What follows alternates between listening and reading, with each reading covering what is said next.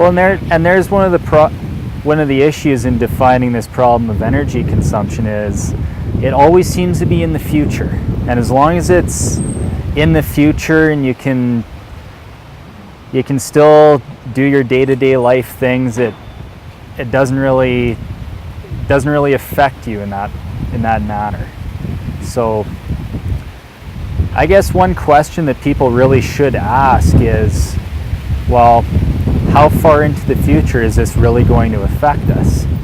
Now, I did an experiment at home where I just went on to Google, went on the internet, and I looked up how much oil is there actually left on the planet. It's a finite resource. All the countries keep tabs on how much they have, so it's got to be out there. And what I found was you sum up all the countries' reserves, you end up with a number that's somewhere in the range of 1.5 trillion barrels. So that's a lot. That's 1,500 billion barrels of oil. Now, if you have to take that in perspective now by looking up our world consumption of that. And what you find is that over the last several years, at least 5 years, our typical consumption is 84 million barrels of oil every single day. Every 24 hours, we burn 84 million barrels.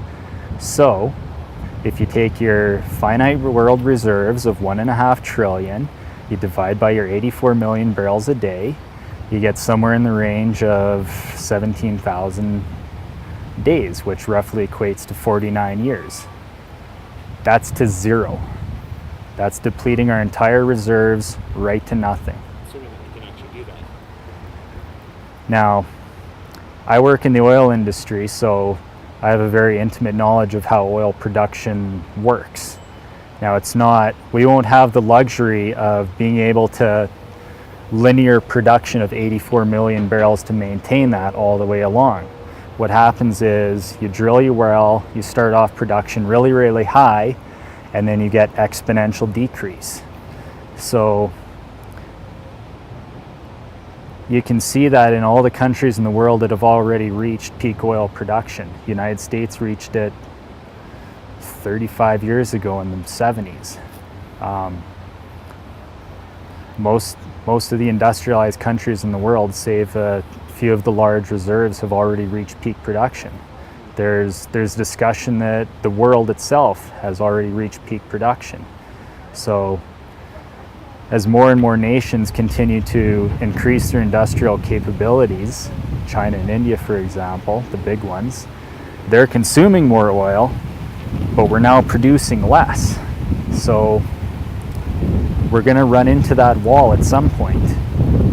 And one good number is, you can see it, if you take the 49 years before we run out at a linear 84 million barrels a day, that's in our lifetime. That's in our kids' lifetime. How does that make you feel when you start to think of things in that context? Oh, it sucks. Well, even if we could,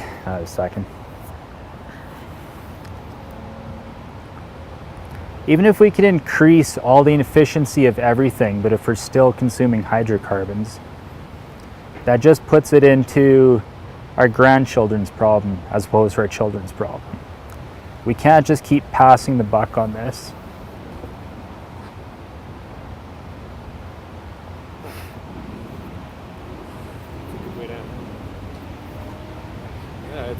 I got 2 young kids, so it's real. It's real.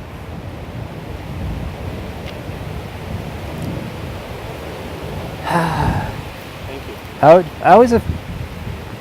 I know that it affects me really deeply, but I always just, it hits home when you think about just how much of our entire society is tied up in oil. And you take away all the frivolous shit like our phones and our cars, Well, appreciate what people are connected. All these material things that we have, they really do disconnect us from that. And if you keep in perspective just from a human being's necessities for survival, what we need food, we need water, we need shelter.